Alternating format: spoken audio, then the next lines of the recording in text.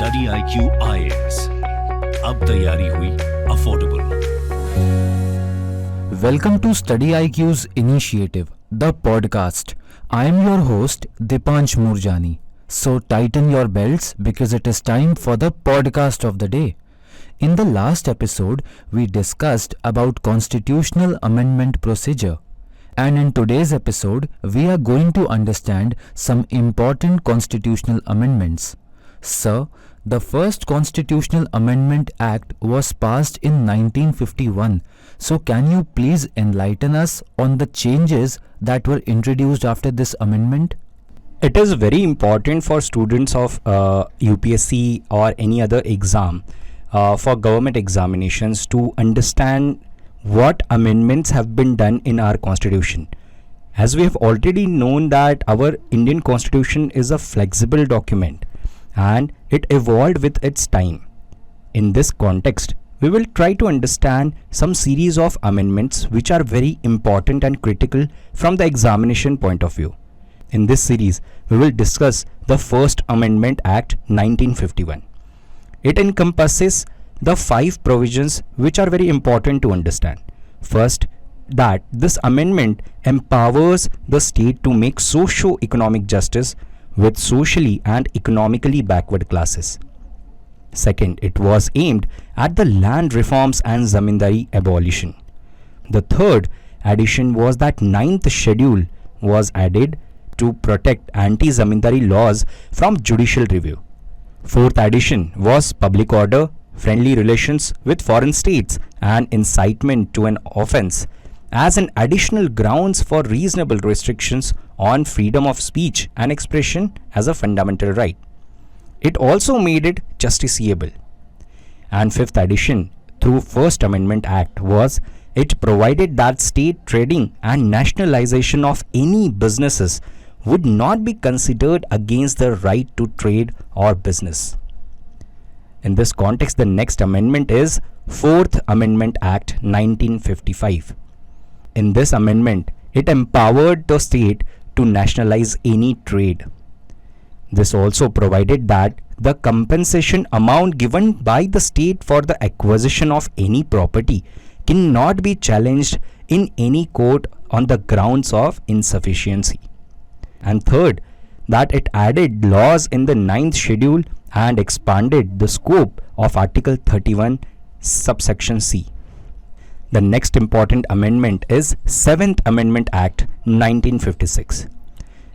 In this Amendment Act, it recognized the Indian state as 14 states and 6 union territories, which abolished the old A, B, C, D category of states.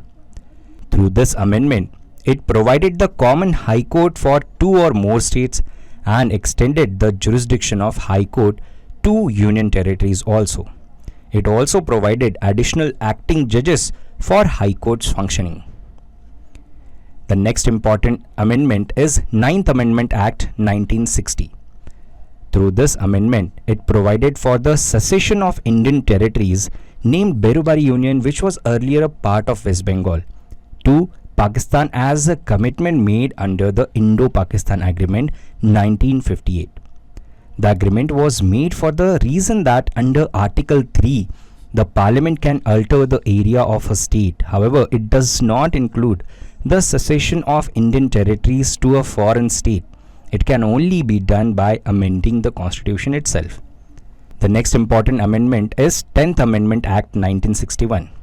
Through this, India acquired Dadra Nagar Haveli as a union territory from Portugal. The next important amendment act is 11th Amendment Act 1961. In this, it provided the new procedure of election for the vice president by introducing an electoral college. It also clearly mentions that any vacancies in the appropriate electoral college would not be the reason to change the election of the president or vice president. The next important amendment act is 12th Amendment Act 1962.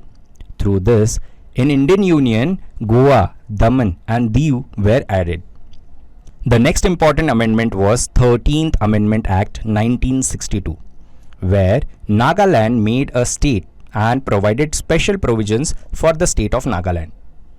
The next important amendment was 14th Amendment Act 1962. Through this act, Puducherry was added into Indian Union.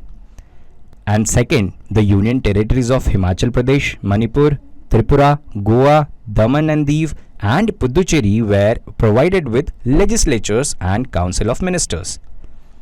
The next important amendment is 17th Amendment Act 1964. Through this, it made fair compensation based on market values compulsory for the state for the acquisition of any property or privately cultivated land. Through this 17th Amendment Act, it added 44 other acts into the 9th schedule. The next important amendment is 18th Amendment Act 1966. From this amendment, it provided that Parliament can form a new state by uniting a part of a state or a union territory to another state or union territory. Through this provision only, they created Punjab and Haryana as new states. The next important amendment is 21st Amendment Act 1967. Through this, Sindhi was added as a 15th language in 8th schedule. The next important act is 24th Amendment Act 1971. Reason for this amendment was brought in the aftermath of Golaknath case in 1967, in which the Supreme Court held that the Parliament could not take away any fundamental rights through the constitutional amendment.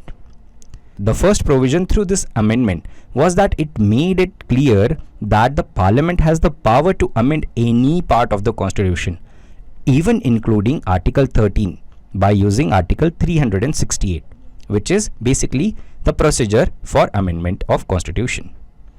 The second provision through this amendment of 24th Amendment Act, it made it obligatory for the President to give assent to a constitutional amendment bill. The next important amendment is 25th Amendment Act 1971.